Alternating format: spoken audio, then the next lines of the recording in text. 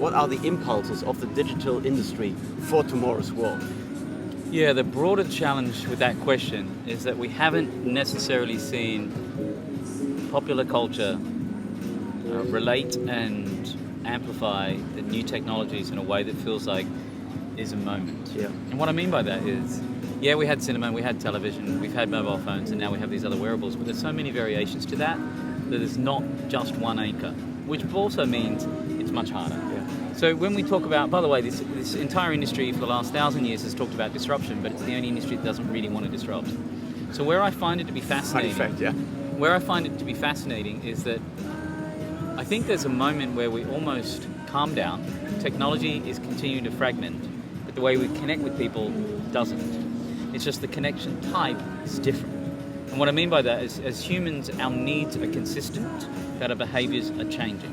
Obviously. So if you can adapt to the behavioural change while understanding the human need, I think that's half the job of fulfilling it. Is the key issue with that, is it because of the tech involvement that it's become too complex to really understand?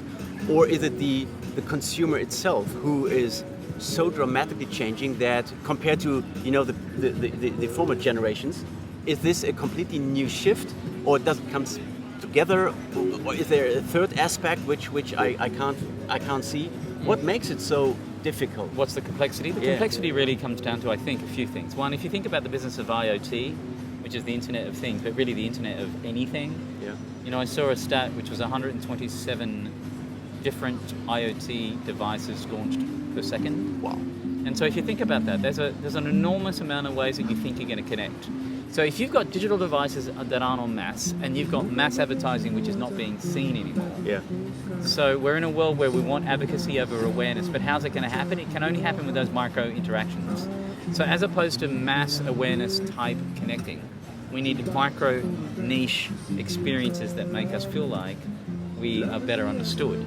Now, how is society changing? Society's pivoting in a space that said, hey, you can push to me, but now you're going to have to allow me to pull to you because I have a consciousness that's different. And my consciousness is, I can tell you what my consciousness is because now I have a platform to talk about it. That has not existed in the past.